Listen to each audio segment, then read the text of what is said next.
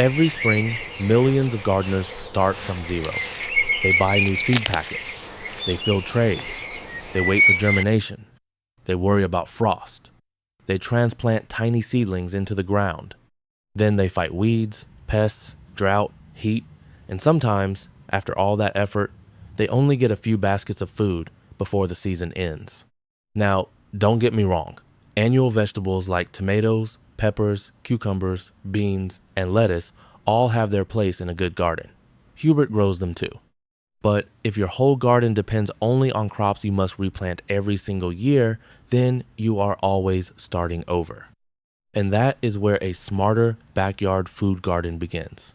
Imagine this instead. You plant a crop one time.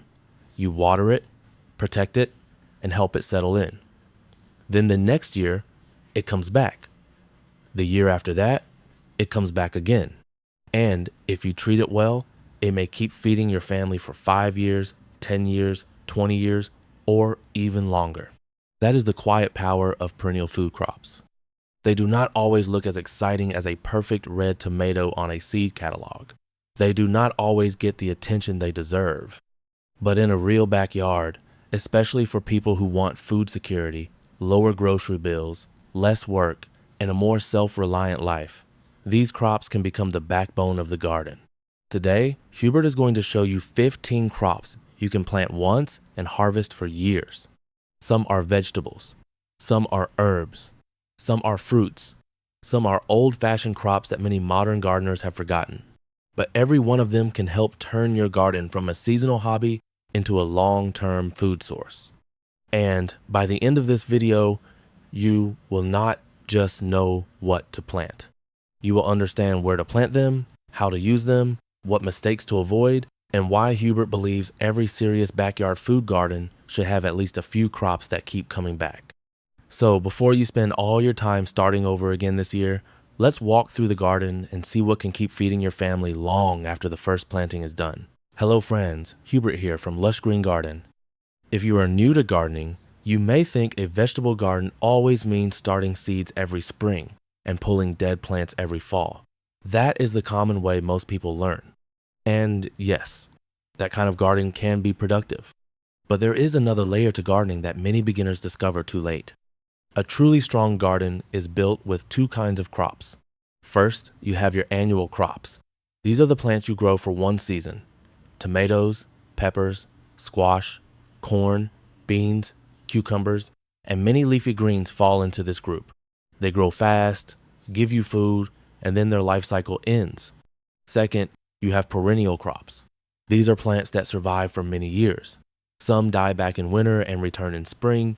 Some stay evergreen in mild climates. Some spread slowly underground.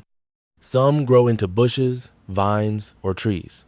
These plants may need patience at first, but once established, they often require less work than annual crops. This is important because a family food garden should not depend only on one season. Weather changes, seed prices go up, grocery prices rise. Sometimes you get busy. Sometimes your health changes. Sometimes a spring planting fails. But if you have reliable perennial crops already in the ground, your garden does not become empty just because one season was difficult. Hubert likes to think of perennial crops as the savings account of the garden. Annual vegetables are like weekly income. They are useful and necessary.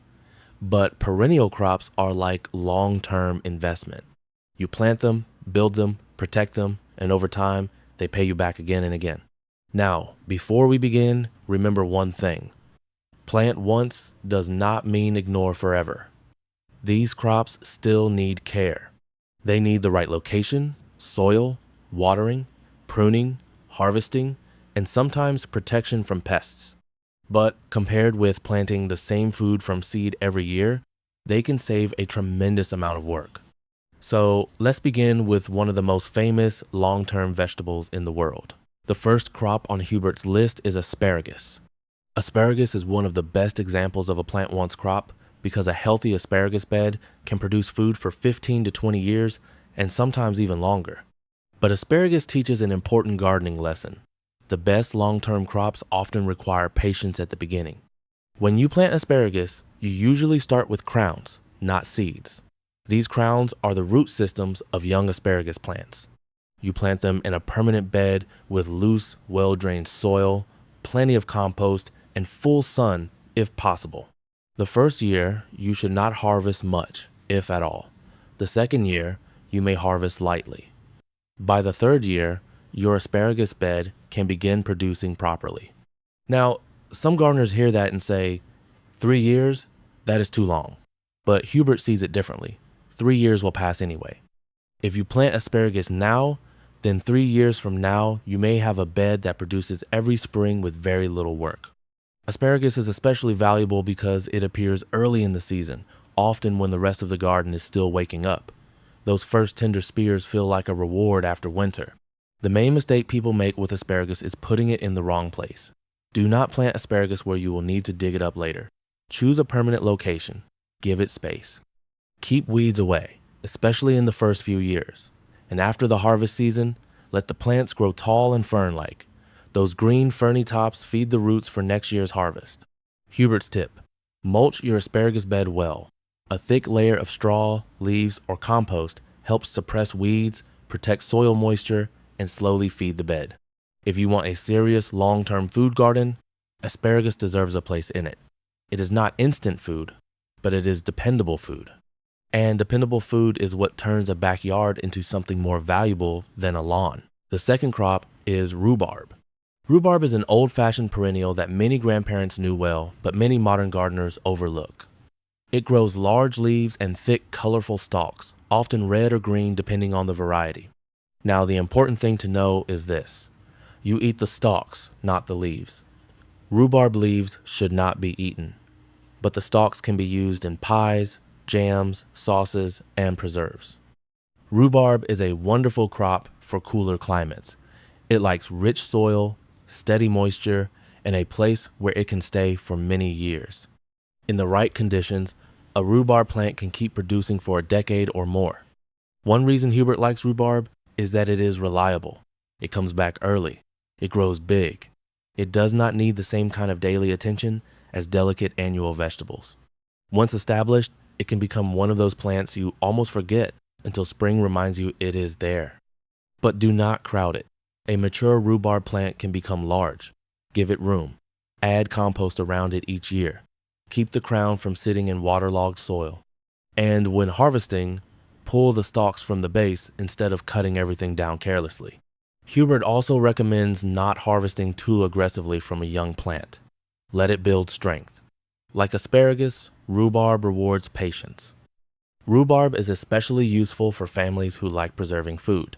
You can turn it into jams, sauces, and desserts. Mixed with strawberries, it becomes one of the classic garden flavors. The beauty of rhubarb is that it brings food, tradition, and memory into the garden. It is not just a crop. It is a reminder that some of the best plants are the ones our grandparents already trusted. The third crop is Egyptian walking onion. If you have never grown this plant before, it may surprise you. Egyptian walking onions are perennial onions that produce clusters of small bulbils at the top of their stalks. As those tops become heavy, the stalks bend down and touch the soil. Then the bulbils root themselves and start new plants. That is how they walk across the garden over time. This is one of Hubert's favorite crops for a low-maintenance food garden because once you establish it, you can harvest from it again and again. You can use the green tops like scallions. You can use the small bulbs. You can let some plants spread and harvest others. They are not always as big as regular onions from the store, but they are dependable, flavorful, and useful. This crop is especially good for gardeners who want food security in a small space. A little patch of walking onions can give you onion flavor without replanting every year. The key is to give them a place where they are allowed to spread. Do not put them in a bed where you need everything perfectly controlled. Plant them along the edge of a garden, near herbs, or in a dedicated perennial onion patch. Hubert's tip: harvest lightly in the beginning. Let the patch multiply. Once you have a strong colony, you can harvest regularly without wiping it out. Egyptian walking onions are also great for beginners because they teach you how perennial food systems work. You do not force them every season. You guide them. You harvest some. You let some reproduce. And over time, the patch becomes stronger. In a world where people keep buying onion sets every year, this humble plant quietly keeps walking, spreading, and feeding you. The fourth crop is artichoke. Artichokes are beautiful, productive, and surprisingly useful in the right climate. In mild areas, they can live for several years and produce large edible flower buds. In colder climates, they may need protection or may be grown as annuals, depending on the variety and winter conditions. But where artichokes are happy, they can become one of the most impressive perennial crops in the garden. Artichoke plants have large silver green leaves and a bold architectural shape. They look almost ornamental, but they also produce food. That makes them perfect for gardeners who want a backyard that is both beautiful and practical. The edible part is the flower bud before it opens. If you let it bloom, the flower becomes large and purple, attracting bees and pollinators. So even when you miss a harvest, the plant still gives something back to the garden. Artichokes like full sun, fertile soil, good drainage, and space. They are not tiny plants. Give them room to breathe. Add compost. Keep them watered during dry periods. In hot, dry climates, mulch is very helpful. The common mistake is planting them too close together or expecting them to behave like small vegetables. Artichokes are big plants with big presence. Hubert recommends artichokes for gardeners who want a long-term crop that also makes the garden look abundant.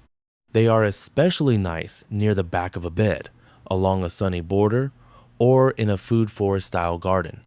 If your climate is suitable, one artichoke plant can become a conversation piece, a pollinator plant, and a food crop all at once. That is the kind of plant Hubert likes, useful in more than one way. The fifth crop is perennial kale. Most people think of kale as something they plant from seed every year, and many types of kale are grown that way. But there are perennial or long-lived kale varieties, depending on your climate, that can keep producing leaves for years. Perennial kale is valuable because leafy greens are some of the most useful foods in a home garden. You can cook them, add them to soups, feed some to chickens, and harvest little by little without destroying the whole plant. Unlike a head of cabbage, which gives you one main harvest, perennial kale can be harvested leaf by leaf. That makes it a steady food source. Hubert likes crops that let you harvest what you need and leave the plant alive. This is one of the secrets of a low-stress garden. Instead of ripping everything out, you build living food systems that keep growing. Perennial kale usually prefers fertile soil, regular moisture, and a spot with good sun. In very hot climates, afternoon shade may help. In cold climates, some varieties need protection. Always choose a type suited to your region. The biggest problem with kale is pests, especially cabbage worms and aphids. Hubert's advice is to check the undersides of leaves often. Do not wait until the plant is covered. Encourage beneficial insects, use fine mesh if needed, and keep the plant healthy. Another good tip, take cuttings, if your variety allows it. Some perennial kales can be propagated from cuttings, which means one plant can become many plants. This is exactly what we want in a self-reliant garden. Crops that multiply, survive, and keep producing. Perennial kale may not sound glamorous, but when the kitchen needs greens and the garden is between seasons, it can be one of the most useful plants you own. The sixth crop is sorrel. Sorrel is one of those plants many people walk past because they do not know what it is. But once you grow it, you may wonder why more gardeners do not talk about it. Sorrel is a perennial leafy green with a bright, lemony flavor. It comes back year after year in many climates and often appears early in the season when fresh greens are still limited. You can use sorrel in soups, sauces, salads, and cooked dishes. Because it has a sharp flavor, you usually do not need a huge amount. A few leaves can add brightness to a meal. Hubert likes sorrel because it is simple. It does not demand much. Give it decent soil, some moisture, and a place where it will not be crowded out. It can grow in full sun in cooler regions, but in hotter climates, partial shade may help keep the leaves tender. The common mistake with sorrel is letting it become old and tough. Harvest young leaves. If it sends up flower stalks, you can cut them back to encourage more leaf growth. Sorrel is also useful in a mixed perennial bed. It fits well near herbs, chives, perennial onions, strawberries, or other low-growing crops. For a family garden, sorrel may not be the main food crop, but it is a valuable supporting crop. It gives flavor, early greens, and variety matters. A garden that feeds a family should not only produce calories, it should produce taste, freshness, and small pleasures. Sometimes the plants that seem modest are the ones you end up using the most. The seventh crop is horseradish. Now, horseradish is not a crop you plant casually in the middle of a neat vegetable bed. It is strong, vigorous, and once established, it can be difficult to remove. But that is exactly why it belongs on this list. A plant that is hard to kill can be very useful if you put it in the right place. Horseradish is grown for its pungent root. It is used in sauces, condiments, and traditional cooking. A little goes a long way. You do not need a huge patch to get plenty of flavor. The best way to grow horseradish is to give it its own dedicated area. Some gardeners plant it in a large container or a contained bed to stop it from spreading too much. Hubert recommends thinking carefully before planting it. Once it is happy, it tends to stay. Horseradish likes deep, loose soil because the root needs room to grow. It can handle cold weather well and often returns strongly each year. The mistake people make is planting it where they later want delicate crops. Do not do that. Put it along a fence line, in a back corner, or in a controlled container. Harvesting usually happens in cooler weather, often after frost improves the flavor. You dig up roots, use what you need, and small pieces left behind may regrow. This is both a benefit and a warning. For food security, horseradish is valuable because it is tough, long-lived, and useful. It may not feed you like potatoes or beans, but it adds flavor and preservation value to meals. In a self-reliant kitchen, flavor crops matter. A garden that only grows bland survival food gets boring quickly.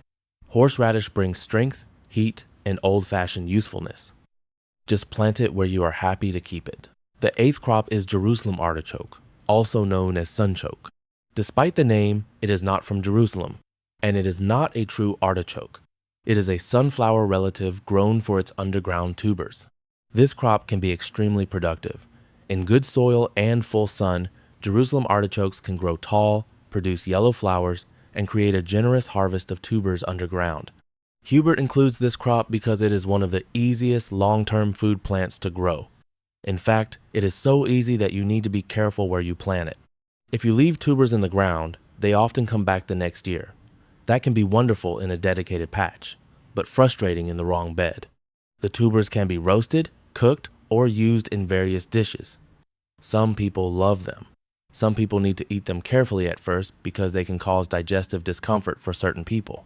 So start with small amounts and see how your body handles them. Jerusalem artichokes are excellent for a survival-style garden because they produce underground food and are not as obvious as above-ground crops. They also create tall growth that can act as a seasonal screen or windbreak. The key is placement. Hubert recommends planting them in a back corner, along a fence, or in a permanent patch where their spreading habit is welcome. Do not plant them in the middle of your most organized vegetable bed unless you want them returning again and again. To harvest, dig tubers in fall or winter after the tops die back. Leave some in the ground if you want the patch to continue. This crop teaches the same lesson as horseradish. Strong plants need strong boundaries, but with the right boundaries, they can become powerful allies in a long-term food garden. The ninth crop is not just one plant, but a whole group: berries. Blueberries, raspberries, blackberries, currants, gooseberries, and other berry bushes can feed a family for years if planted in the right place. Berries are some of the most rewarding perennial food crops because they are expensive at the store, but often simple to grow at home once established. Now, each berry has its own needs. Blueberries like acidic soil, raspberries and blackberries need pruning and support. Currants and gooseberries can tolerate cooler climates and partial shade better than many fruits, so do not treat all berries the same. But as a group, berries are worth serious attention. Hubert likes berries because they fit into spaces where annual vegetables may not. You can plant them along fences, beside paths, near the edge of a yard, or in dedicated rows. Some can become living barriers. Some can feed birds and pollinators as well as people. The mistake many gardeners make is planting berries and then never pruning them. With raspberries and blackberries especially, pruning matters. Old canes, new canes, summer-bearing types, fall-bearing types, you need to know what you are growing. But do not let that scare you.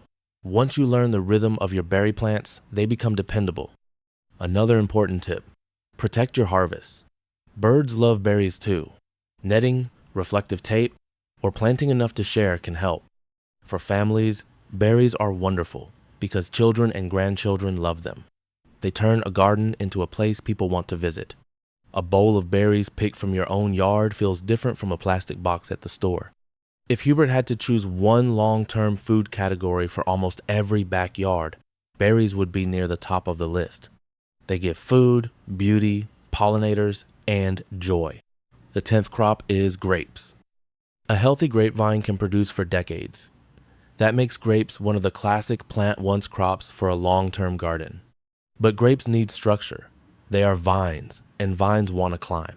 If you simply plant a grapevine and let it sprawl everywhere, it can become messy and unproductive.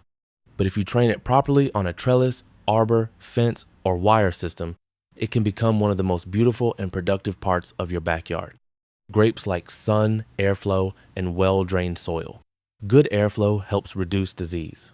Pruning is very important. In fact, many grape problems come from fear of pruning. Gardeners let the vine become tangled because they are afraid to cut too much. But grapes need regular pruning to produce well. Hubert's advice is simple. Learn the basic pruning method for your grape type and climate. Once you understand it, grapes become much less intimidating. Grapes are useful in several ways. You can eat them fresh, dry them into raisins, make juice, use the leaves in cooking, or simply enjoy the shade of a grape-covered arbor. For small spaces, grapes can be very efficient because they grow vertically. Instead of taking up a large garden bed, they can climb. The mistake is planting them where they get too much shade. Grapes need sunlight for good fruit. Another mistake is ignoring them for years and then wondering why the harvest is poor. A grapevine is like a long-term partnership. You give it structure, pruning, and care. It gives you fruit, shade, and beauty for many years. For a backyard that feeds a family and looks alive, grapes deserve a place. The 11th crop group is hardy perennial herbs. This includes herbs like rosemary in mild climates, thyme, oregano, sage, mint, lemon balm, and sometimes lavender, depending on your region. Herbs may not fill a basket like potatoes, but they are incredibly valuable. They make simple food taste better. They attract pollinators. Some help confuse pests. Many can be dried and stored. And once established, many perennial herbs can return year after year. Hubert believes every family food garden should include herbs because they make homegrown meals more enjoyable. When you have herbs right outside the door, you cook differently. A plain soup becomes richer. Roasted vegetables taste better.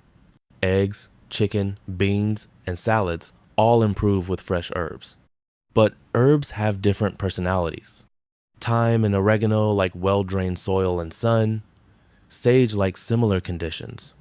Mint and lemon balm are useful but can spread aggressively, so Hubert recommends growing them in containers or controlled areas. Rosemary can become a woody shrub in warm climates, but may need winter protection in cold regions. The biggest mistake with perennial herbs is planting spreaders like mint directly into a garden bed without a plan. Mint is wonderful, but it does not respect boundaries. Another mistake is overwatering Mediterranean herbs. Rosemary, thyme, oregano, and lavender often prefer leaner, well-drained soil. Too much wetness can hurt them. Hardy herbs are perfect around pathways, near kitchen doors, in raised beds, along edges, or in pots. They are some of the easiest crops for beginners and older gardeners because you can harvest a little at a time. Hubert's tip: plant herbs where you will actually use them.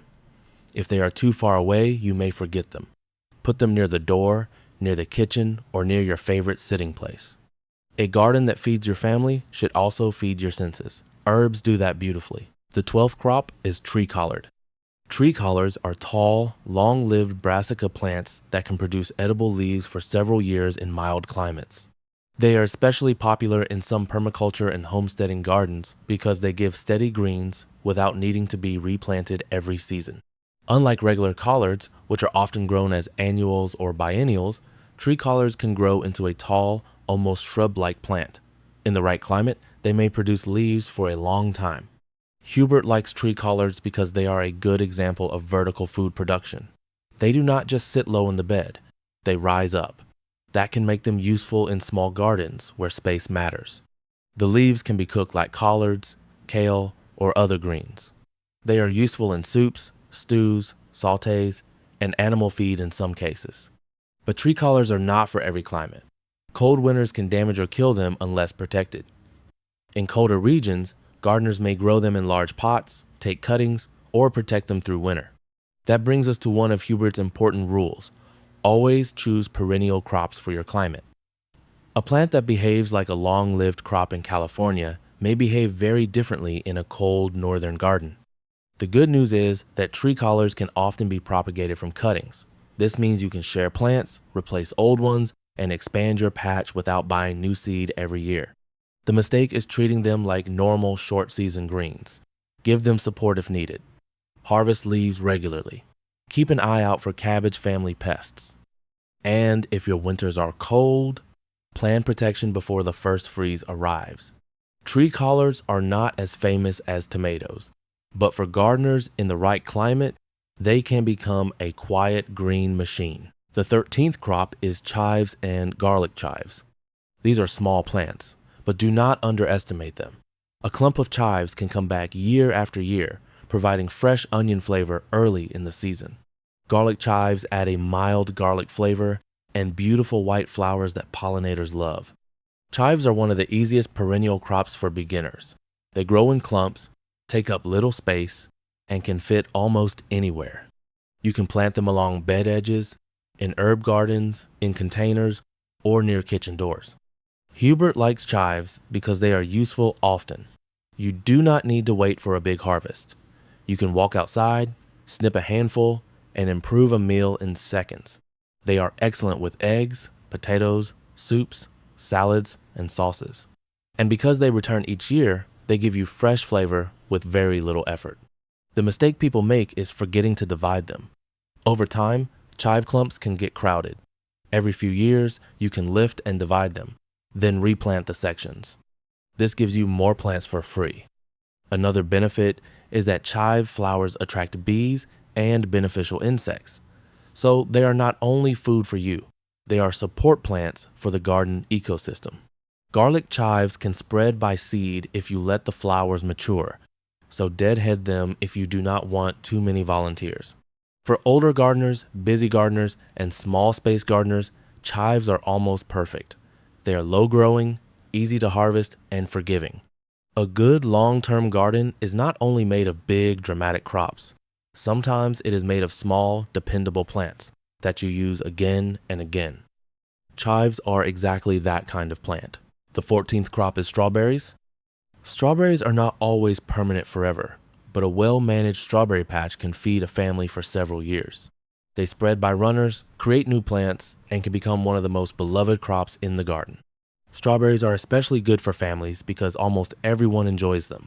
Children love picking them, adults love eating them fresh, and gardeners love seeing those red fruits appear close to the soil. There are different types of strawberries: June-bearing, ever-bearing, and day-neutral. Each behaves a little differently. June-bearing types often produce one big crop. Ever-bearing and day-neutral types can produce over a longer period. Hubert recommends choosing based on how you want to harvest. If you like preserving and making jam, a big harvest may be useful. If you prefer fresh berries over time, ever-bearing or day-neutral types may be better. Strawberries like sun, rich soil, good drainage, and mulch. Straw mulch is traditional because it keeps fruit off the soil, helps reduce rot, and protects plants. The common mistake is letting the patch become too crowded. Too many runners can create a tangled mess with smaller berries. You need to manage the runners, renovate the bed, and replace older plants when productivity drops. Another mistake is planting strawberries where soil diseases have built up. Choose a clean bed, avoid poorly drained soil, and rotate if needed. Strawberries are also excellent in small spaces. You can grow them in raised beds, containers, hanging baskets, vertical planters, or along borders. Hubert likes strawberries because they are motivating. When people taste the first ripe strawberry from their own garden, they understand why growing food matters. It is not just about saving money. It is about freshness, pride, and joy. The 15th crop is fruit trees. Now, fruit trees are not vegetables, and they require more planting than a small herb or onion patch. But if we are talking about crops you plant once that can feed your family for years, fruit trees must be included. A good apple, pear, plum, peach, fig, persimmon, mulberry, or citrus tree in the right climate can produce food for decades. Fruit trees are one of the strongest long-term investments in a backyard. They provide fruit, shade, beauty, blossoms for pollinators, leaves for compost, and sometimes even habitat for beneficial insects and birds. But fruit trees also teach patience and responsibility. You need to choose the right tree for your climate. You need to think about chill hours, disease resistance, soil drainage, mature size, pruning, pollination, and harvest time. Some fruit trees need another compatible tree nearby for pollination. Some are self-fertile, some need winter chill, some cannot handle hard freezes. The biggest mistake is buying a fruit tree because the tag looks pretty, then planting it without understanding its needs. Hubert's advice is to start with reliable trees for your region. Ask local growers. Visit nurseries. Learn what performs well where you live. A common, dependable tree that produces every year is better than an exotic tree that struggles constantly. If your space is small, look for dwarf or semi-dwarf varieties. You can also use espalier methods along fences or walls. In colder climates, some fruits can be grown in protected spots. In warmer climates, figs, citrus, pomegranates, or persimmons may be excellent choices. Fruit trees also work beautifully with other perennial crops. You can plant herbs, strawberries, chives, comfrey, or pollinator plants around them to create a productive guild. A fruit tree is not instant food, but plant it today, and years from now, you may stand under its branches with a basket in your hand and realize that one small decision changed your garden forever. That is why Hubert always says, the best time to plant a fruit tree was years ago. The second best time is when you are ready to care for it properly. So there you have it, friends. 15 crops you can plant once and harvest for years. Asparagus, rhubarb, walking onions, artichokes, perennial kale, sorrel, horseradish, Jerusalem artichokes, berries, grapes, hardy herbs, tree collards, chives, strawberries, and fruit trees. Now, Hubert does not want you to rush out and plant all 15 at once. That is not how a wise garden is built. A wise garden is built slowly with attention. Start with 2 or 3 crops that fit your climate, your soil, your space, and your family's eating habits.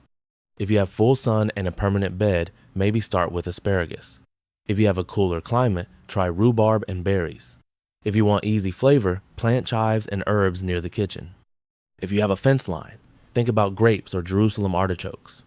If you have space and patience, plant a fruit tree. If you are older or want less work, choose crops that come back without needing constant replanting.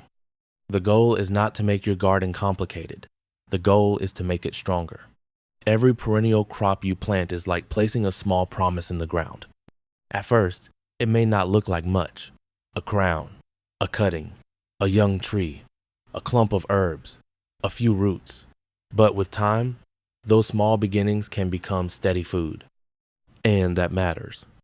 Because a garden is not only about this season. It is about next season, next year, and the years after that. It is about building something that supports your family when prices rise, when weather changes, when life gets busy, and when you simply want to walk outside and find something good growing. So if you remember one thing from today, remember this. Do not build a garden that starts from zero every year. Build a garden that remembers. A garden that wakes up before you do. A garden that comes back after winter. A garden that gives more as it matures. A garden that feeds your family not just once, but again and again. If you found this helpful, subscribe to Lush Green Garden and come back for more practical lessons with Hubert. In the next videos, we will keep learning how to grow more food, save money, improve poor soil, use shady spaces, and turn an ordinary backyard into a garden that truly works for your family. Until then, take care of your soil, plant with patience, and let your garden grow with you.